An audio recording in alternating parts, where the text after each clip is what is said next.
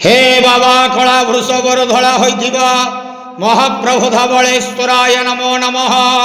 दीपं यदि परम ब्रह्म दीपं यदि जनार्दन दीपाहरत मे पापो पूजा दीप नमस्तुते। बाबा धवलेश्वर महाप्रभु संसार सुखी रखंतु। आज शुभ गुरुवार रे समस्त श्रद्धालु भक्त मानक आशीर्वाद करंतु। समस्त श्रद्धालु भक्त मानकर मनस्कामना पूर्ण करंतु।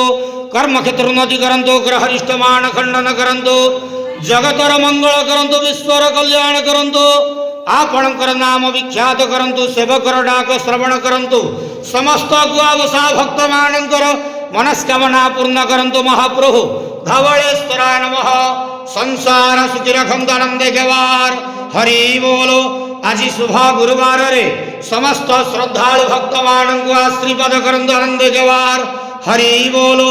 बाबा धवलेश्वर।